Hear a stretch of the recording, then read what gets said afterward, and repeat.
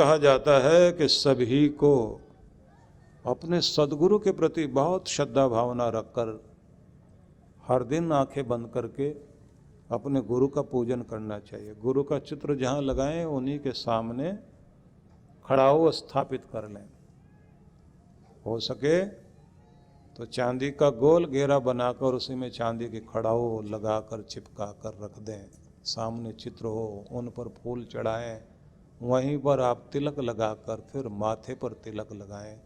गुरु से आशीर्वाद मांगें कि मुझे सद्बुद्धि देना, ग्रहों की अनुकूलता देना और मेरे घर में बरकत देना और मेरी भक्ति फलवान बन जाए, मेरा कल्याण हो जाए, इसी जन्म में मेरा कल्याण हो। नित्यानंदम परम सुखदम केवलम ज्ञान मूर्तिम द्वंद्वातीतम गगन सदृशम तत्वमस्यादि लक्ष्यम एकम नित्यम विमल मचलम सर्वधि साक्षिभूतम भावातीतम त्रिगुण रहितम सद्गुरुम तम नमामि। ऐसे सद्गुरु को प्रणाम जिनकी शरण में रहने से नित्य प्रति व्यक्ति को परमात्मा का अमृत आनंद मिलता है, जो ज्ञान की मूर्ति और समस्त द्वंद्वों से रहित व्यक्ति को भी द्वंद्वों से ऊपर उठना सिखाए।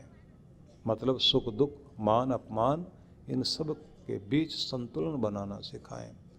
गगन सदृशम, जो आकाश की तरह सब जगह दृष्टि रखते हुए सब पर कृपा बरसाते हैं। मतलब गुरु को ये करना होता है कि जब वो सुबह बैठकर अपने ध्यान में बैठते हैं तो आकाश में सभी अपने प्रेमी भक्तों का स्वरूप देखे, उनका ओरा पकड़े और अपने प्रकाश से उन सब पर प्रकाश देते हुए उनके भाग्य में अनुकूलता बनाने की कोशिश करें और उनका दुर्भाग्य तोड़ने का प्रयास करें, उनकी भक्ति जगाए।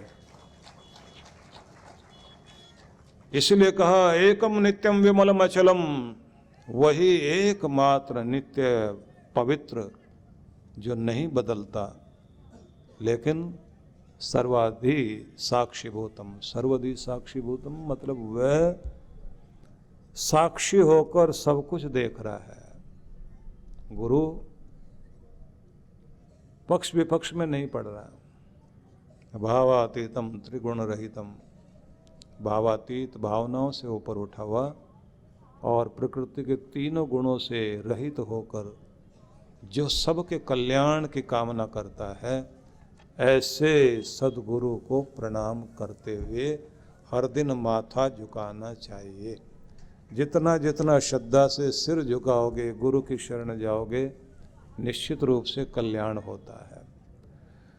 और गुरु आपको वहाँ लेकर जाता है जहाँ प्यारे परमात्मा का धाम, यत्र गत्वा न निवर्तन्ते तद्धाम परमो मम, जहाँ जाकर फिर लौटने की इच्छा नहीं होती जीवात्मा की, उस परम आनंद में ले जाने का कार्य सद्गुरु करता है। और वह धाम क्या है? हम वासी उस देश के जहाँ 12 माह विलास, प्रेम झरे विगसे कमल तेज पुंज प्रकाश, जहाँ 12 महीने प्रति पल प्रति क्षण आनंद झर रहा है, प्रेम झर रहा है और प्रकाश फैला हुआ है, महोत्सव हो रहा है। ऐसा धाम है परमात्मा का। मतलब जहाँ आप ध्यान जमाएं तो आपको वहाँ पहुँचने के बाद अपने अंदर प्रेम झरता हुआ अनुभव होगा, आनंद की अनुभूति होगी। ऐसा लगेगा इससे बढ़कर महोत्सव कोई नहीं। आपकी आत्मा तृप्त होती, आपके शरीर के अंदर, मन के अंदर, प्राणों के अंदर एक नई ऊर्जा का संचार हो जाता है। कहते हैं उस धाम में, उस साम्राज्य में प्रवेश करने के लिए गुरु निमंत्रित करता है, वहाँ हमें जाने की कोशिश करनी चाहिए। हम वासी उस देश के जहाँ गगन धरण दोय नाही, भौरा बैठा पंख बिन देखो पलको माही।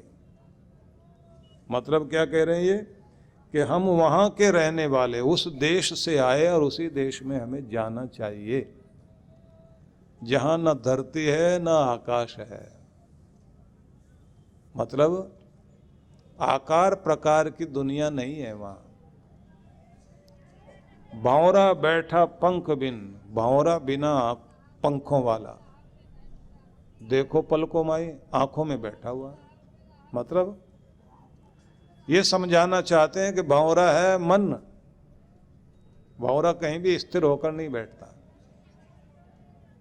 उड़ता रहेगा इधर उधर। ऐसा भंवरा कौन है? बोले मन। मन जो है वो भटकता रहता इधर उधर, तो उसके पंख टूट गए हैं। इस मन के पंख टूट गए, अब कल्पना खत्म हो गई। देखो पलको माही, आंखें बंद करके देखो, तुम्हारा मन जहां टिक गया वहीं परमात्मा की अनुभूति शुरू हो गई, परमात्मा के धाम में पहुंच गए। हम वासी उस देश के जहां परम पुरुष की आन, सुख दुख व्यापे नहीं, सब दिन एक समान। ऐसी दुनिया है वो, ऐसा साम्राज्य भगवान का, जहां उस परमात्मा की मर्यादा चल रही है। सारे दिन एक जैसे होंगे, सुख दुख होगा ही नहीं। सारे सुख दुख इस दुनिया के हैं, लेकिन जहां सुख दुख खत्म हो जाते हैं, अवस्थाएं खत्म हो जाती, बचपन जवानी बुढ़ापा कुछ भी नहीं, रोग शोक कुछ भी नहीं, धनी निर्धनता कुछ भी नहीं, डर निर्भयता कुछ नहीं, एक समान एक स्थिति में जहां आप हर पल रहते हैं, आनंद ही आनंद, प्रेम ही प्रेम, शक्ति ही शक्ति, तृप्ति ही तृप्ति, और कुछ पाने की चाह जहां नहीं है, वो धाम है परमात्मा का। वहां सदगुरु लेकर जाते हैं। अगम अगोचर गम नहीं, जहां झिलमिली ज्योत, तहां कबीरा रम रहा, पाप पुण्य नहीं होत। अगम अगोचर गम नहीं, गम कोई नहीं है, पीड़ा कोई नहीं, दुख कोई नहीं है। परमात्मा अगम है, अगोचर है, देखा नहीं जा सकता, आंखों से जिसको देखा नहीं जा सकता, लेकिन जहां झिलमिली ज्योत, जिसकी ज्योति झिलमिला रही है, कबीरा तहां रम रहा, वहां रम जाओ तुम। पाप पुण्य नहीं होत, पाप पुण्य दुनिया में होंगे, वहां तो आप पहुंचते ही आनंद की प्राप्ति होगी। सदगुरु तुम्हें वहां लेकर जाएगा। अपने सदगुरु को अपना हाथ पकड़ाओ, वो तुम्हें वहां लेकर जाए और तुम्हारे ऊपर कृपा हो। अब कहा गया है कि अब सदगुरु की शरण में आ गए तो ये पूरी कोशिश कीजिए कि जब आप सदगुरु के हो गए तो तुम्हारी वाणी, तुम्हारा मन, तुम्हारे हाथ पांव, तुम्हारा शरीर, तुम्हारा अन्न, तुम्हारा धन, सारी चीजें गुरु के निर्देशन में कार्य करनी शुरू कर दें। इसको भी ग्रंथों में समझाया गया। सा वाग यया तस्य गुणान गृणीते, वाणी वही वाणी है जिससे भगवान के गुणगान गाए जाएं और अपने सदगुरु की महिमा गाई जाए, वही वाणी वाणी है। करो च तत्, कर्म करो मनश्च, और कहते हैं हाथ पांव वे, मन भी वही सार्थक है जो सेवा में तत्पर हो गए। वही हाथ हाथ है और वही पांव पांव है, वही मन मन है जो सेवा में तत्पर हो गया, बस उसी से कल्याण होगा। जिह्वा असति दार्दुर केव सूत न, चोप गाय उत्थ रुगाय गाथा। वह वाणी जो परमात्मा गुरु के पारायण नहीं है, तो वो तो ऐसी वाणी है कि जैसे मेंढक टर की आवाज़ तो निकाल रहे हैं, लेकिन उनके बोलने में कोई सार्थकता नहीं है।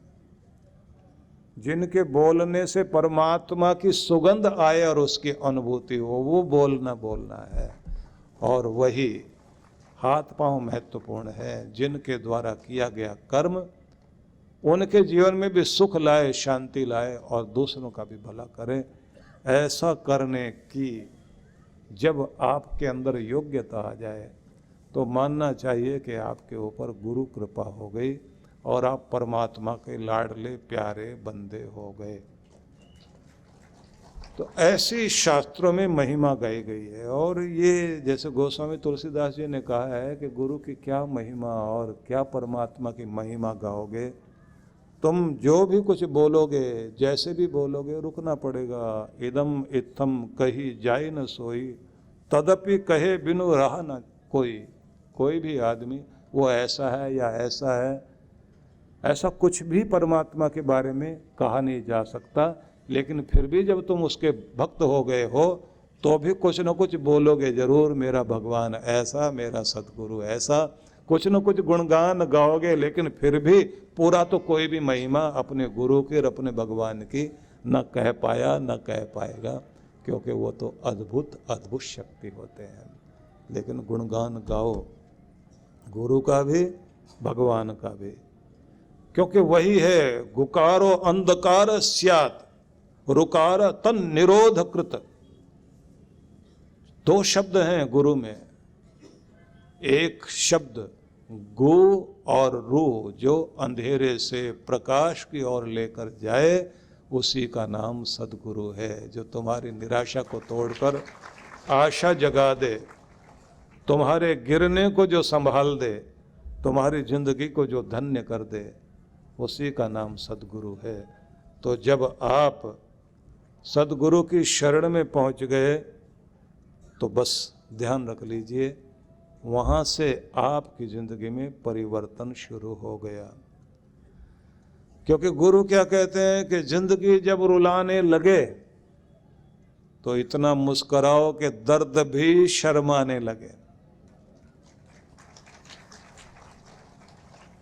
जिंदगी जब रुलाने लगे इतना मुस्कुराओ कि दर्द भी शर्माने लगे। निकले न आंसू आंखों से आपके कभी, और किस्मत भी मजबूर होकर आपको हंसाने लगे। अपने आप को पॉजिटिव बनाकर इतने मजबूत बनो कि आपके अंदर की मुस्कुराहट कायम रहे। ये ऐसी ज्योति है जिसको बुझने नहीं देना चाहिए। बाकी रही परमात्मा की बात, तो उसे हृदय से अनुभूति की जाती है, शब्दों से तो कहा ही नहीं जा सकता है।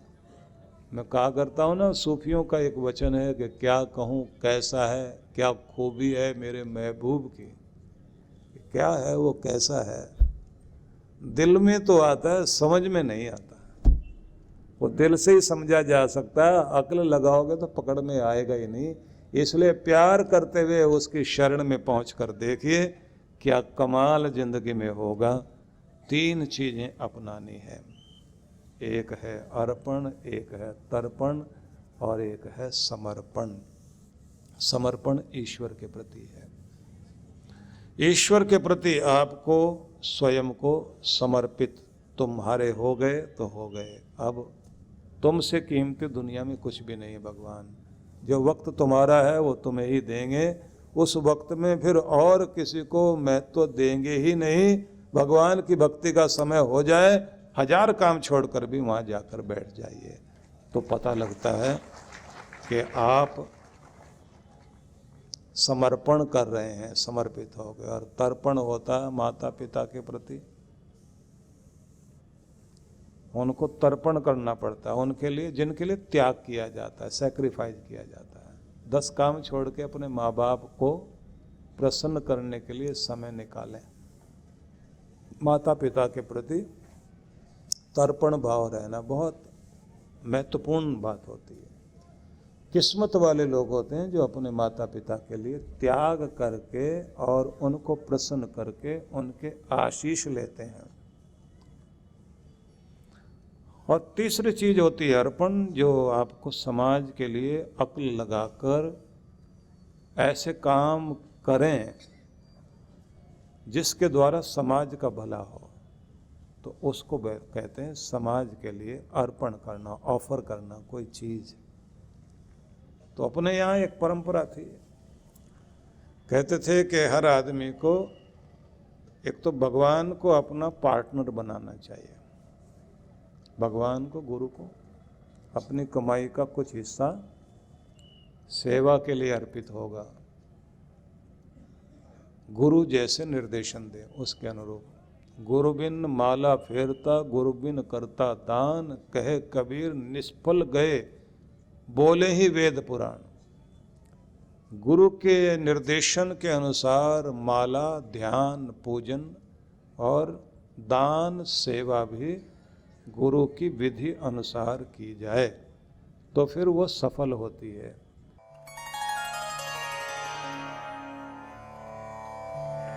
परम पूज्य श्री सुधांशु जी महाराज एवं डॉक्टर अर्चिका दीदी जी के पावन सानिध्य में विश्व जागृति मिशन पिछले कई वर्षों से जनहित को सुख समृद्धि एवं रिद्धि सिद्धि प्राप्त कराने हेतु गणेश लक्ष्मी महायज्ञ का आयोजन करता आ रहा है। इसी क्रम में इस वर्ष भी आनंद धाम आश्रम के पवित्र प्रांगण में 16 से 19 अक्टूबर 2024 तक 108 कुंडीय गणेश लक्ष्मी महायज्ञ आयोजित किया जा रहा है, जिसमें गणेश लक्ष्मी के महाजाप के साथ साथ मंत्राहुति विशेष रूप से होगी। साथ ही 17 अक्टूबर को वरदान सिद्धि साधना में सम्मिलित होकर देव गुरु कृपा प्राप्त करें। कार्यक्रम की रूपरेखा दिनांक 16 से 19 अक्टूबर 2024 प्रातः 8 बजे। विशेष कार्यक्रम 17 अक्टूबर वरदान सिद्धि साधना एवं शरद पूर्णिमा पर गुरु दर्शन। आयोजक विश्व जागृति मिशन। आप सपरिवार इस कार्यक्रम में सादर आमंत्रित हैं। आप घर बैठे भी यज्ञ में भाग ले सकते हैं। यज्ञ में यजमान बनने के लिए संपर्क करें। परम पूज्य श्री सुधांशु जी महाराज एवं ध्यान गुरु डॉक्टर अर्चिका दीदी के सानिध्य में विश्व जागृति मिशन द्वारा 26 से 30 नवंबर 2024 तक श्री कृष्ण ध्यान योग का आयोजन किया जा रहा है। विश्व जागृति मिशन पिछले कई वर्षों से अलग अलग स्थानों पर ध्यान साधना शिविर आयोजित करता रहा है, जिनमें अयोध्या, मनाली, ऋषिकेश जैसे पवित्र स्थानों पर विशेष तौर पर ध्यान के शिविर लगाए जाते हैं। इन शिविरों के माध्यम से अब तक हजारों साधकों ने महाराज श्री से साधना के द्वारा अपने मन को एकाग्र कर अपनी इंद्रियों पर नियंत्रण करना सीखा। ये पहली बार है जब महाराज श्री भगवान श्री कृष्ण की नगरी में ध्यान साधना आयोजित करवाने जा रहे हैं। इस कार्यक्रम में द्वारका तीर्थ दर्शन के साथ साथ गोमती स्नान, समुद्री सैर, जप तप और ध्यान करने का भक्तों को सुनहरा अवसर प्राप्त हो रहा है। द्वारका तीर्थ में साधकों के सुखद आवास के लिए सर्व सुविधा युक्त वातानुकूलित कमरे, होटल और धर्मशालाएं आरक्षित करवाई जा रही हैं। ध्यान साधना शिविर में भाग लेने वाले साधकों के लिए स्थान सीमित है। जल्द ही अपना स्थान सुनिश्चित करें और अधिक जानकारी के लिए संपर्क करें।